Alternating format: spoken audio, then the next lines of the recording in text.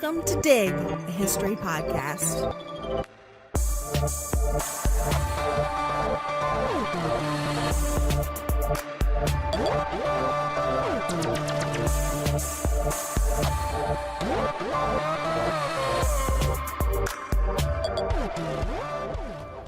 Every heart desires a mate. So opens Married Love, the 1918 best-selling manual for good matchmaking, sexual fulfillment, and family planning. Mary Stopes, author of Married Love, was the embodiment of the convergence of Victorian sex research, eugenics science, and the British women's rights movement. A headstrong, brilliant scientist, Stopes was one of the most significant figures of the modern birth control movement. From her work on flowering plant fossils and paleobotany to the hundreds of Marie Stopes International Family Planning Clinics in 37 countries today, her life, work, and legacy changed the world. I'm Avril Earls. And I'm Elizabeth Garner-Masaryk. And we're your historians for this episode of Dig, a History Podcast.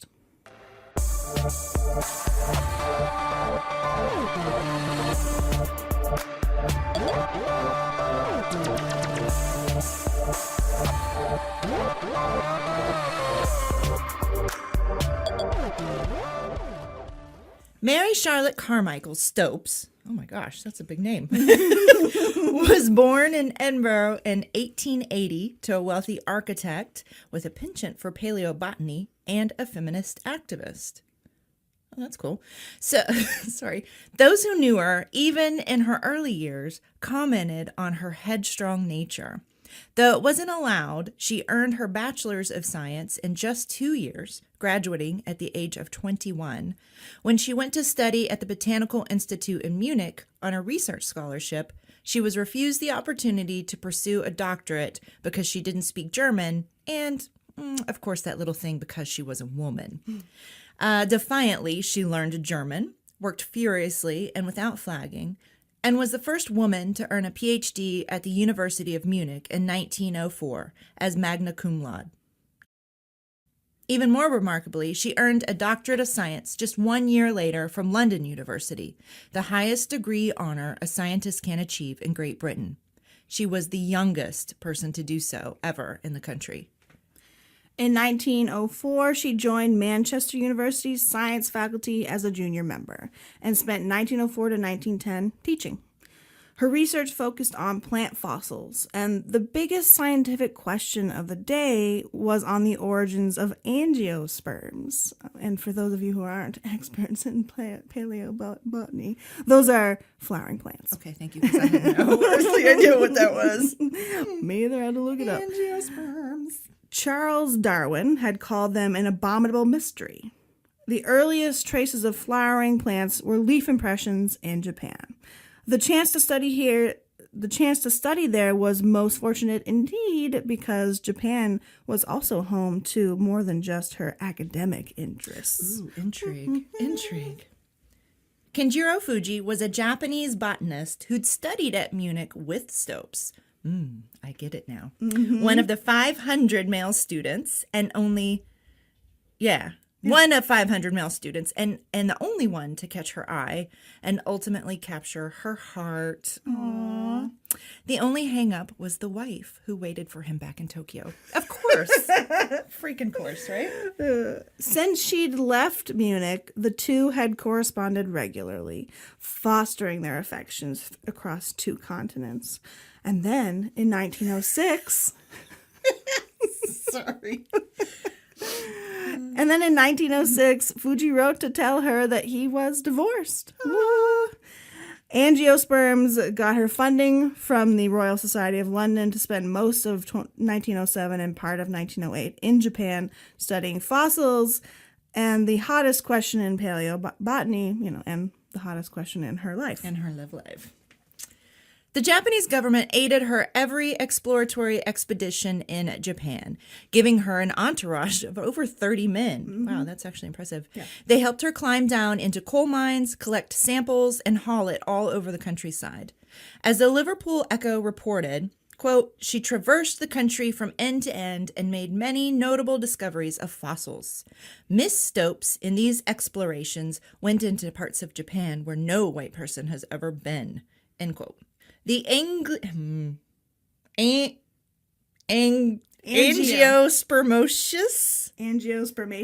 Angiospermaceous? It's not a real word, is it? No, that's what it says. Okay. It sounds cool. You made that up. I did. You made that up. Yeah. All right. So those angiospermaceous discoveries, which Averill made up, but which she made, Stopes made, were indeed the earliest flowering plant species ever discovered for many years. And while Japan was hospitable to her in every possible way, the man she'd arranged to be with was not. Fuji's affection apparently cooled while she was going back and forth from Manchester to Hokkaido. He even pretended to have leprosy to avoid her. What? Are you kidding me? No, this is for real.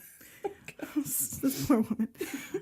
When she finally returned to Manchester for good, brokenhearted and disappointed, the only consolation she sought was denied her. She'd met Robert Scott at a dance in 1904. Later, she told a friend that she thought him the most divine waltzer and reverser, though her obsession with him was not romantic. She wanted desperately to expedition with him to Antarctica to study seed ferns at the southernmost point of the world. It happened that he was planning another expedition to Antarctica just as she was returning from Japan. But there was no place for a woman on that adventure, and the disappointment deepened. She turned to the only sensible option for a woman in her position. She married. Oh my God. So why was there no place for her? Because she was a woman. Okay, so they were straight up telling her she couldn't do it because she was a woman. Mm-hmm. All right. Her groom was a Canadian botanist and geneticist, Reginald Gates. That's a name. Reginald Gates. And they were wed in Montreal in 1911. The marriage was a disaster. They quarreled about the house, about rent, and possibly about the sex they were not having. Poor thing. I know. Stopes came to the marriage with apparently no sexual knowledge. She did not realize that her husband was impotent. Well, until until it was too late. She was frustrated beyond measure. She consulted legal experts to try and find some grounds to divorce her husband and found none. She kept digging and found her answer in the anatomy and biology sections of the university library. Her husband was unable to perform the sexual functions of married life, so she sued for annulment, asserting that the marriage was never consummated. At the age of 36, after being married for 5 years, gosh, so she was married for, oh my God, that's awful. She claimed that she was still a virgin, and she was granted the annulment. Not long after her frustrating and unfulfilling marriage to Gates ended, she met someone new and far more impactful. Margaret Sanger fled to England in 1915 to avoid prosecution in the United States. She'd been distributing information about birth control in her newsletter, a heinous crime under the Comstock laws that Sarah and Elizabeth talked about in our birth control episodes last spring. While in London, she met Mary Stopes, who was by then doing an intensive study of female sexuality at the British Museum. They discussed Stopes' plan for a sex manual, one that wouldn't offend the delicate sensibilities of the British Censorship Office, but which would provide ample instruction for establishing satisfying sex lives for married, middle-class, heterosexual men and women. So that's sort of this important caveat that we want to identify that she is targeting that particular audience. But obviously this book is coming out of her Frustrations, disappointing lack of a sex life. Sanger instructed Stopes on the rubber pessary, or the Dutch cap for female contraception, basically an early diaphragm.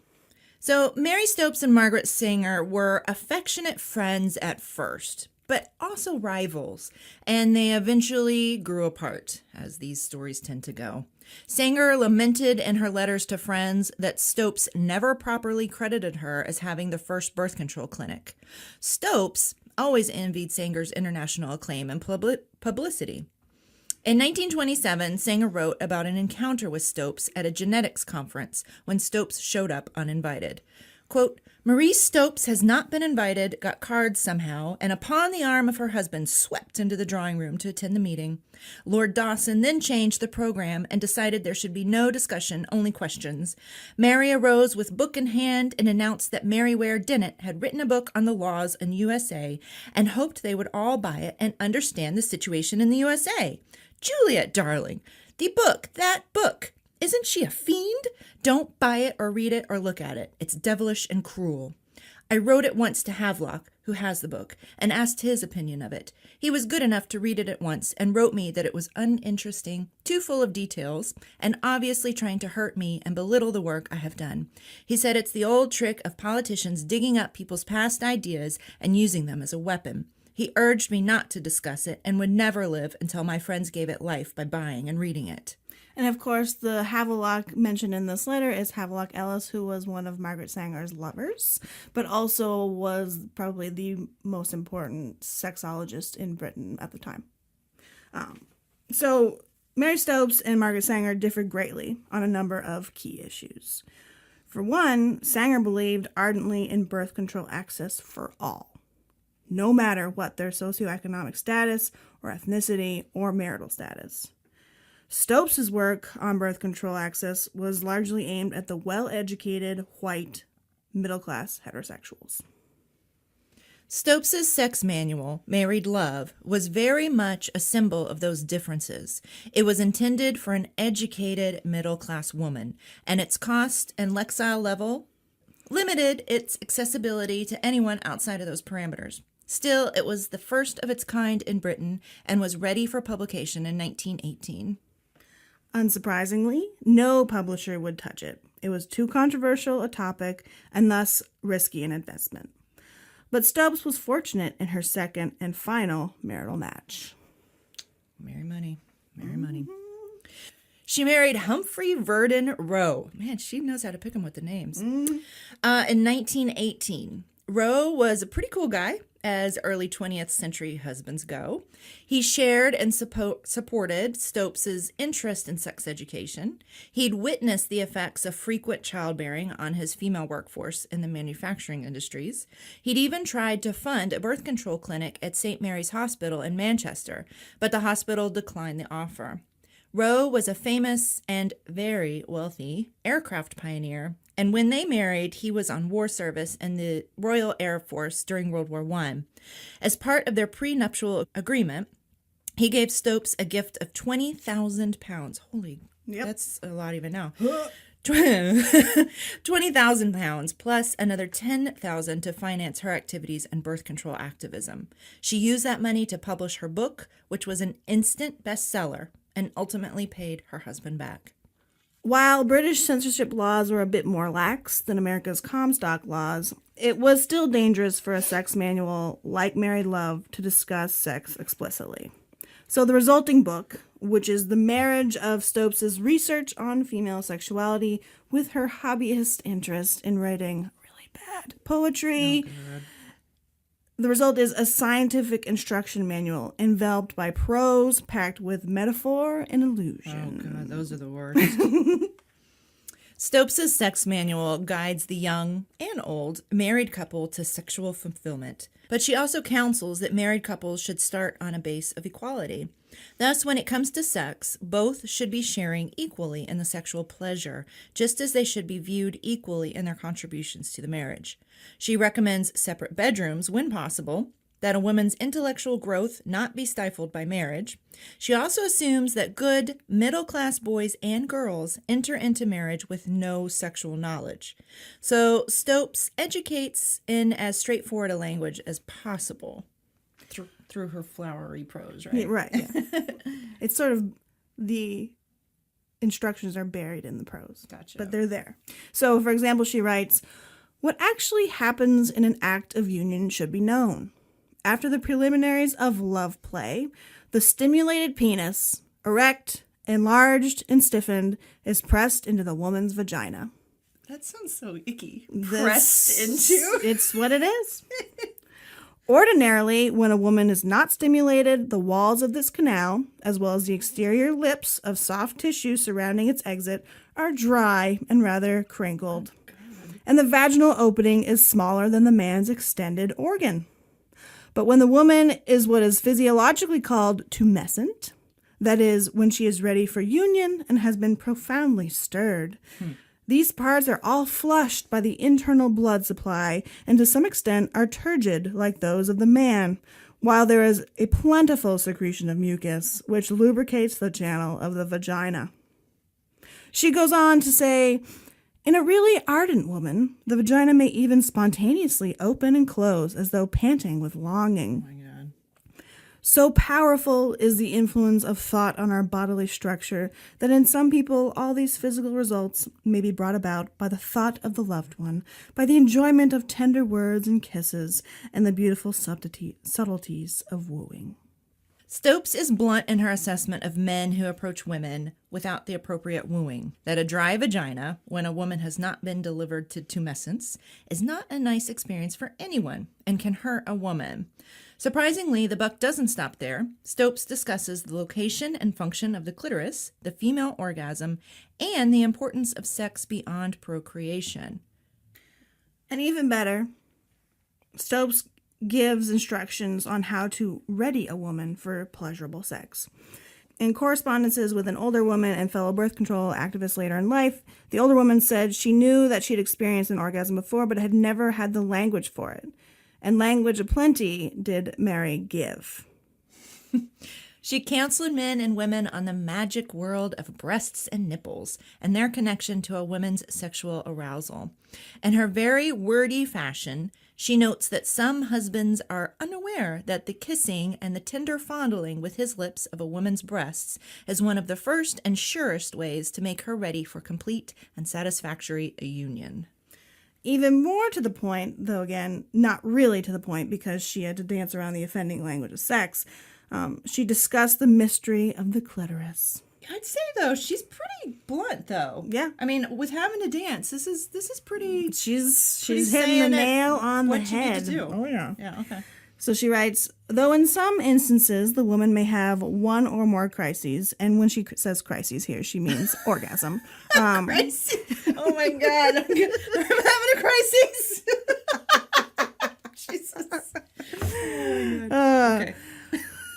Sorry. Okay, so I'll start that again. So though in some instances the woman may have one or more crises before the man achieves his, it is perhaps hardly an exaggeration to say that 70 or 80% of our married women in the middle and intellectual classes are deprived of the full orgasm through the excessive speed of the husband's reactions, through premature ejaculation or ejaculation. What? Latio. Ejaculatio precox. What is it? Fellatio? Ejaculatio? Okay. Ejaculatio precox, because we all needed the Latin term to know what premature ejaculation is. You ejaculatio precox again. You suck. Or through some maladjustment of the relative shapes and positions of the organs. Your organ is maladjusted. Oh my God. Sorry. So complex, so profound are women's sex instincts that in rousing them, the man is rousing her whole body and soul. Barf. And this takes time. More time indeed than the average husband dreams of spending upon it. True. Mm-hmm. She knew it then, we know it now. Yet woman has at the surface a small vestigial organ called the clitoris, which corresponds morphologically to the man's penis, and which, like it, is extremely sensitive to touch sensations. This little crest, which lies interiorly between the inner lips around the vagina, erects itself when the woman is really tumescent, and by the stimulation of movement, it is intensely roused and transmits the stimulus to every nerve in her body. But even after a woman's dormant sex feeling is aroused and all the complex reactions of her being have been set in motion, it may take from 10 to 20 minutes of actual physical union to consummate her feeling, while 1, 2, or 3 minutes of actual union often satisfies a man who is ignorant of the art of controlling his reactions so that he may experience the added enjoyment of a mutual, simultaneous orgasm. She tells it like it is. All right. All right. We want to pause here for just a moment so we can hear a word from our sponsor. Are you a collector of vinyl or are just a straight up hipster and you only listen to your music on vinyl? If so, check out revolverrecordsinc.com or check them out on Hurdle Avenue if you happen to be here in Buffalo, but they have a great online selection as well. He's also always buying used record collections, both big and small, and he's paying top dollar. And he did tell us that he'd pay us extra if we said that he was very attractive and he's single. So, ladies, he's very attractive and single. Or gentlemen. What's his name? Phil. His name is Phil. revolverrecordsinc.com. Back to the show. All right, so of course Stopes gives instruction on family planning in this incredible book. She warns against coitus interruptus, basically pulling out, right? Yeah. Not because of its ineffectiveness, but because it can have a negative effect on a woman. Quote, it tends to leave the woman in midair, as it were. To leave her stimulated and unsatisfied, and therefore it has a very bad effect on her nerves and general health, particularly if it is done frequently. Okay. She suggests that lack of sex can lead to sleeplessness, disease, loss of vitality, and more. She discusses couples for whom children, particularly too many children, were an undue burden. Though she does not give great detail on actual contraceptive methods, other than the middle of the month method, meaning avoiding sex except for when a woman is far enough from her menstrual period so as to avoid pregnancy. What do they call that now? Natural rhythm or rhythm method. Yeah. But she asserts that every child should be planned. And ultimately that sentiment informed her future as a birth control and family planning advocate. Every baby a wanted baby was the motto for the family planning clinic in London. For a self-confessed 37-year-old virgin, she did pretty well for herself in doling out sex advice. The book was a tremendous success, and thousands of letters poured in seeking advice on contraception. Responding to these inquiries, she wrote Wise Parenthood, which included detailed drawings of the human reproductive system and a range of contraceptive information. Her primary recommendation was built on the conversation she'd had with Margaret Sanger years before. And in her book, her preferred birth control method was a cervical cap with a quinine pessary. Because quinine apparently kills malaria and kills sperm. There you go. Though some criticized her recommendation, for example, Anna Haslam, an Irish suffragist and birth control advocate, exchanged correspondences with Stopes for years and cautioned that such a device would be inaccessible to working and poor women. Right, but Stopes wasn't speaking to working and poor women. She wasn't hearing right? them, right. Yeah. And this makes so much sense because if you read a book that is telling you how to have good sex with your husband, Yep. Your next question is, okay, that's fine and dandy, but I don't want to get pregnant. Mm-hmm. You know, and I mean, in my own research, I read so many letters of women asking those very questions. Yeah. Like, you know, I want to have sex with my husband. I want to be, quote unquote, a good wife or whatever, but not even that. Like, I want to have this relationship with my husband, but then what? Because I Right. don't want to get pregnant. Right. So, okay. Gotcha. So recognizing the limits of her previous publications, Stopes finally addresses the working poor with her 1919 A Letter to Working Mothers. After the birth of a stillborn child in that same year, 38-year-old Stopes decided that doctors could not be trusted, not with her health or pregnancies or that of others. 2 years later, she and Rowe opened the Mothers Clinic in London. The clinic on Marlborough Street was a resounding success, serving thousands every week with women waiting in line for hours. It was staffed by midwives who dispensed birth control information and Stopes' own pro-race brand cervical cap. It was almost too successful. Stopes had to launch a fundraising campaign through her personal newsletter just to meet the demand. So, but again, this is interesting because they're still pushing the cervical cap. Mm-hmm. And from what I understand, The arguments behind the cervical cap was a lot of working class women didn't have the access to like a private bathroom in order to insert the diaphragm before sex. Yeah. Right. So she's mostly just paying lip service to working class women, Sounds like it. but not actually. Not listening to their needs. Yeah. Right. The clinic itself did not perform abortions. In fact, Stopes opposed abortion and instead focused the effort on disseminating birth control as thoroughly as possible. So in addition to the cervical cap, the midwives there counseled on coitus interruptus despite Mary Love's recommendations to avoid it. And Stopes rediscovered the ancient Greek method of soaking a sponge in olive oil and using that as a contraceptive. The oil, in effect, creates a barrier through which the sperm cannot, in theory, swim. The viscosity of the oil slows or sometimes and probably, hopefully, immobilizes the little buggers. And this is obviously not the most effective measure by any means, and certainly we on this podcast do not condone the use of olive oil as a contraceptive. But Mary, please don't. Yeah. Obviously, consult your Doctor. gynecologist. Yes. Yeah. But when Mary got an idea in her head, she doubled down on it when she was challenged, which was true of things like olive oil, birth control, and other things like eugenics. Stopes loved the attention. She had long modeled herself on the style and appearance of famous dancers. She kept her curly brown hair cropped short and favored brightly colored and flowing dresses, scarves, and floppy hats. Oh, she sounds fabulous. Her success and fame really peaked from the launch of Married Love to about 1925, when her limelight began to fade. Stopes was a household name in the British Empire during those times. Children sang a nursery rhyme as they skipped rope on the playgrounds.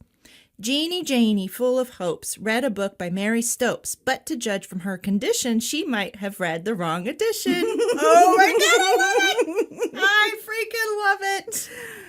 And it's funny, I just want to say, like, both Stopes and Sanger, in their biographies, seem to be really self-absorbed women. Oh, absolutely. That's interesting. Like, yeah. And yet they do so much incredible work. Oh, they do. For the world. Please don't let me take away from the work that they've done, but also just as personal people. I mean, I guess that just, again, it's one of those kind of hero worship. We'll talk about that later. Okay. Kate Fisher and Simon Sretzer have done a great deal of work through oral histories dealing with sex and sexuality in the UK between 1920 and 1960. Many of their respondents discuss the significance of Stopes' publications in their lives. For example, Gill, who was born in 1920, said, "Oh, my mother gave me a book before I was married. Mary Stopes, I think it was. Stopes was she called? Stopes? I read that, and she did an enormous amount of good because it was not a subject that was discussed anywhere." Similarly, Hugh and Angela talked about how Married Love changed their marriage for the better. "She didn't know anything about it when she got married," said Hugh. "If I didn't know about birth control, she wouldn't have known about it. We'd have finished up with a big family again. I had that book, Mary Stopes. I bought that. It's maybe still up in the loft?" To which Angela chimed in, "I think it probably taught me because I was very innocent." That's fascinating. So that's actually the male saying that he bought it, getting ready for marriage. Yeah. That's cool.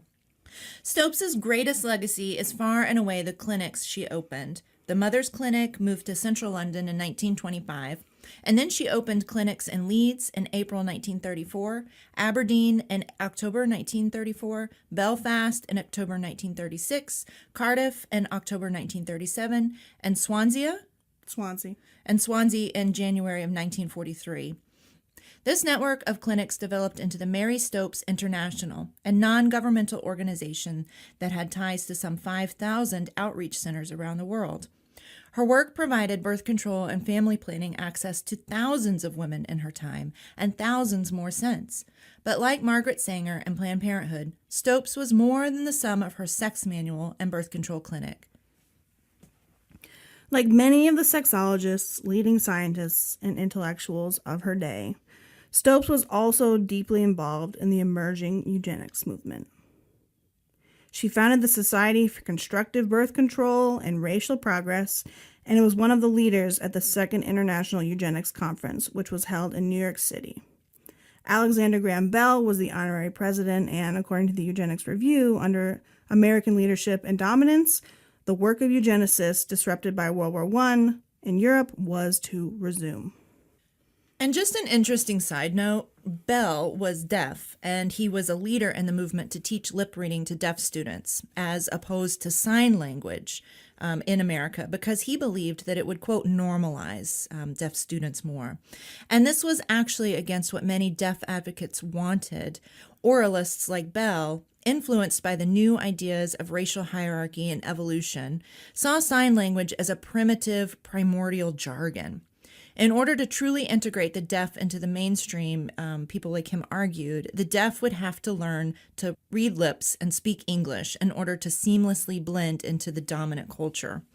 Oralism highlighted fears of racial backtracking and movements toward an American melting pot.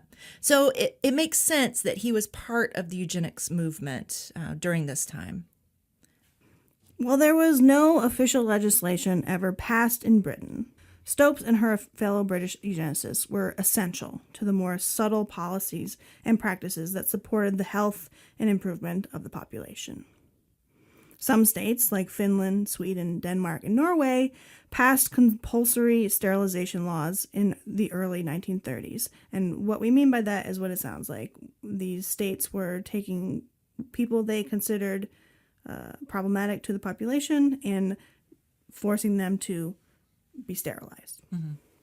Key figures like H.G. Wells, the Huxleys, as an Aldous author of Brave New World, and his brother and the evolutionist and first director of UNESCO, Julian, and Mary Stopes, spread eugenic goals and efforts in their individual projects and collaborative works.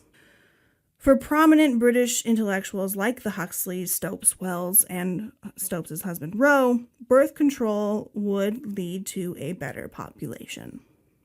A better population would serve king, crown, and empire.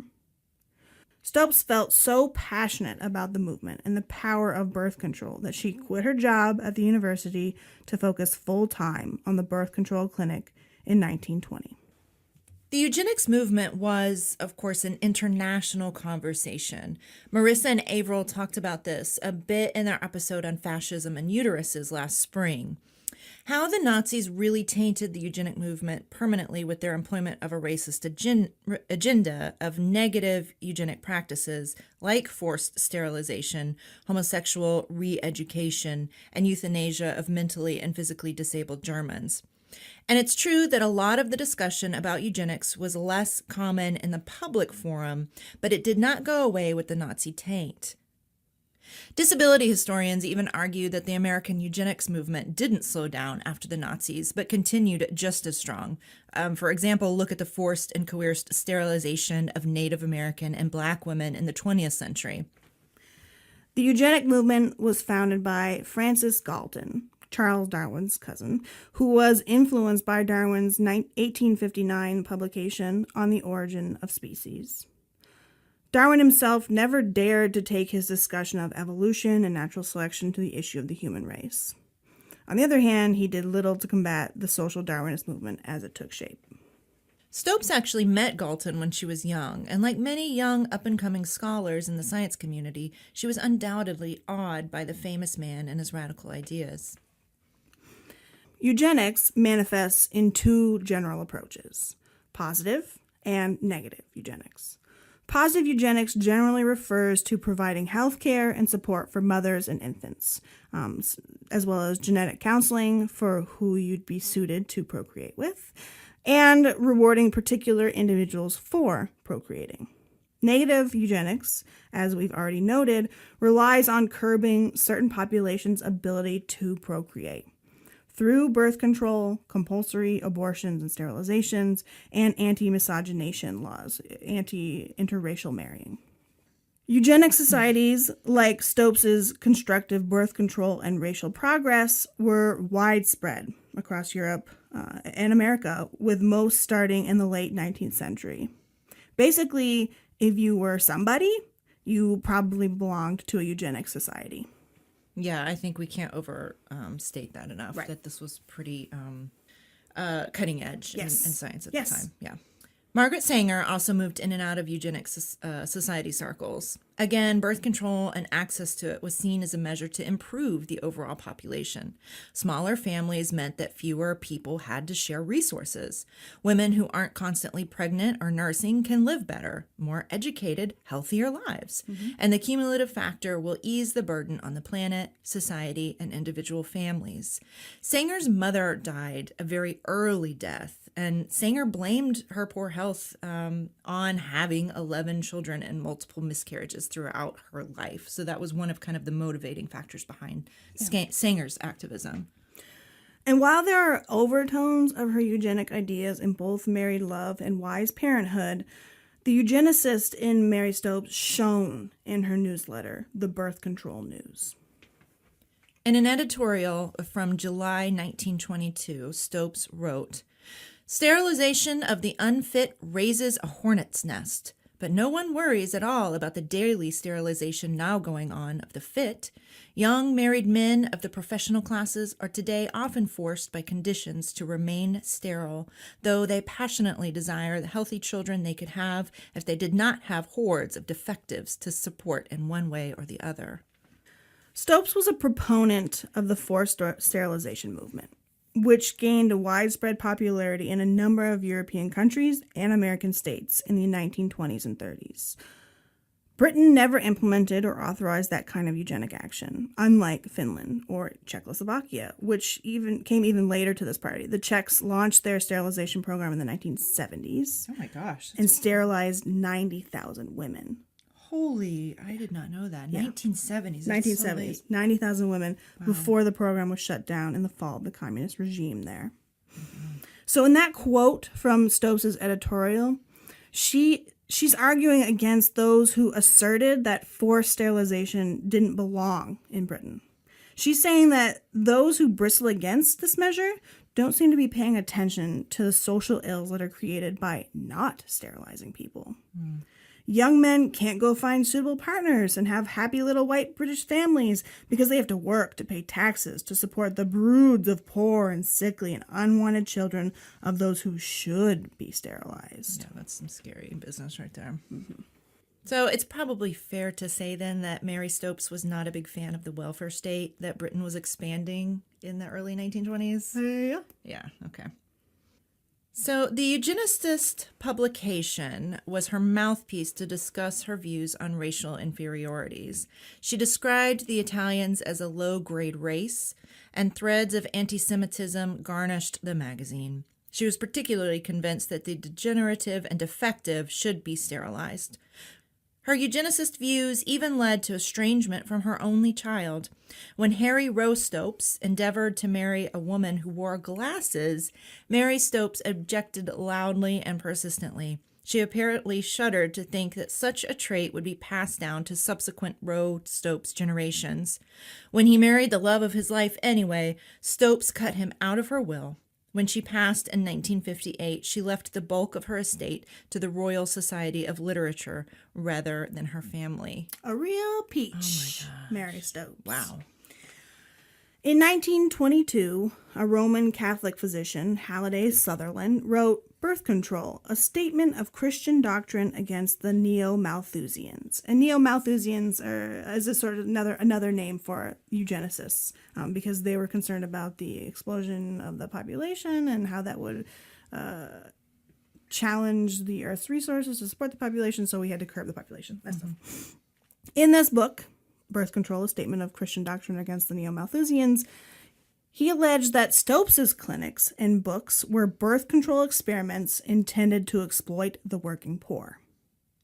In fact, particularly later in life, Stopes was extremely harsh toward the poor and indigent and argued that such individuals should be sterilized to prevent them from passing on their socioeconomic genetics.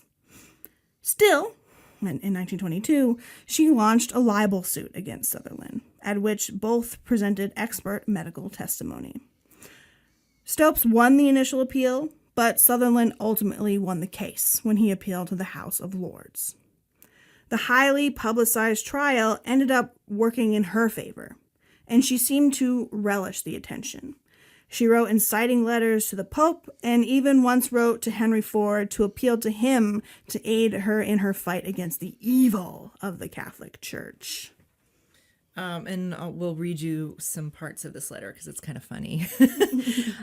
So, dear Mr. Ford, you are the only man alive I know of who has the vision and the power to do something big this world very much needs. My husband and myself founded the first birth control clinic in the British Empire, and we have had such great amount of gratitude from poor and rich and learned alike. But we have found ourselves up against immense forces of suppression and evil. The chief source of evil is the Roman Catholic hierarchy.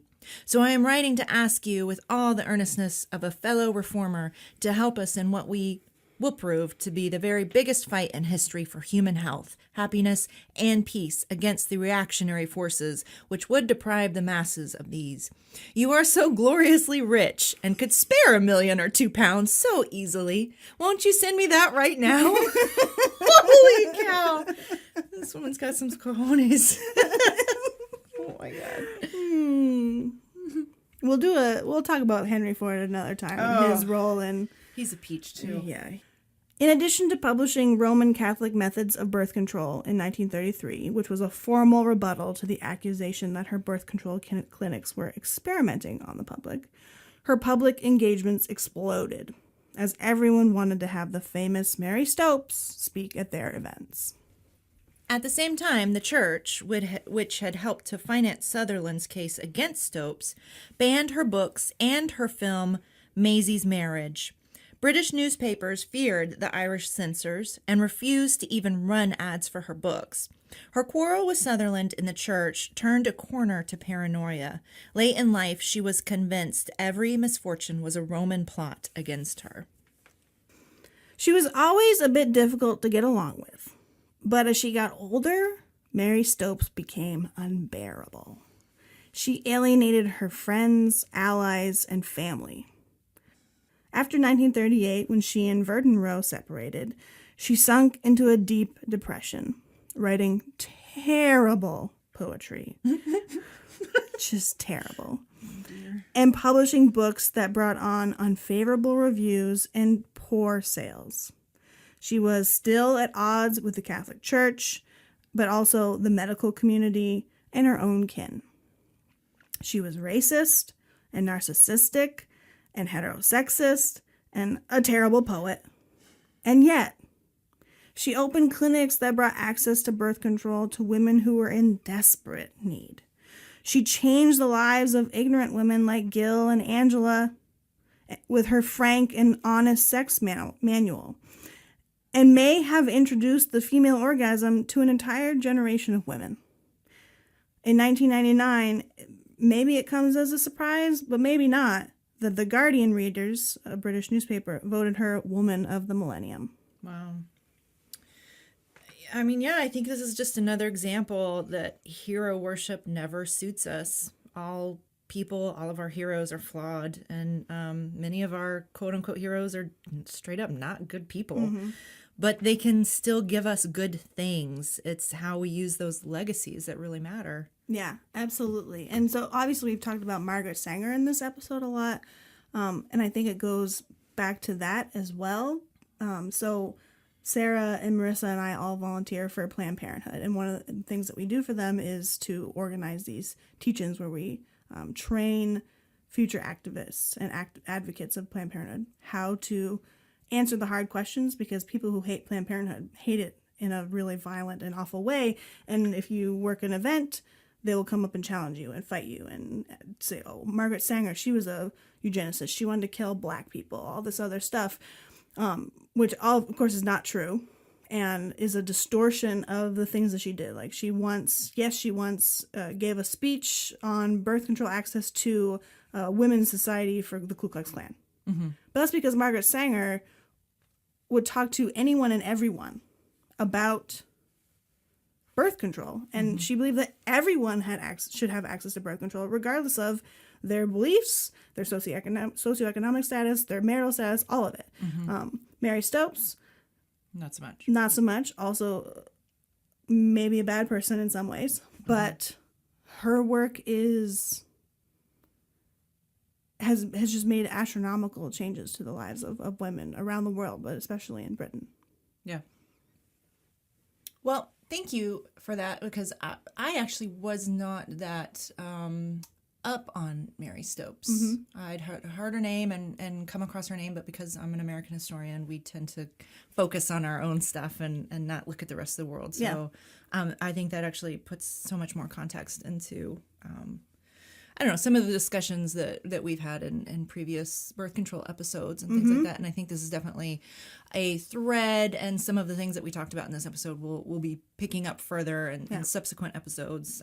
Definitely need to look at Henry Ford a little more, the eugenist movement a little more, and kind of how that played out in reform movements of the 19th and 20th century, for sure. Yeah. All right. Well, this has been a episode for Dig, a history podcast. We appreciate you listening. My name's Elizabeth Garner-Mazurek. I'm Averill Earls. Make sure to follow us on all of these social medias. Yes, Facebook, Twitter, Instagram, Pinterest. You can find us at dig_history for most of those places. Yeah. And you can get all of our show notes, further reading suggestions at digpodcast.org. What other things do we do? Yeah, send us an email too if you have any questions or any ideas about future episodes that you'd like to hear. We'd love to hear your suggestions, thoughts, criticism, and feedback. Yeah. And hey, leave us a positive review on iTunes, because that stuff helps our ratings, yo. Yeah, please and thanks. Bye. Bye.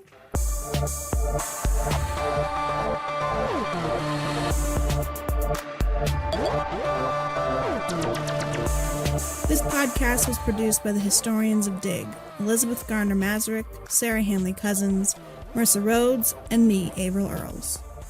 You can find show notes and further reading at digpodcast.org. Thanks for listening. And was the first Worman. Was it you? Tummy grumbling. Was that you or me? That was me. Okay. Lexile level? What is that? Reading level? Yeah. I learned that from That's $1 my word teacher right people. there. It's a good one. I love that word. I use it every time I can. There you go. All right. Well, I just learned something new today. Limited but it did not go away with the Nazi taint. I know. It's the funniest word. I'm a 12-year-old, I swear.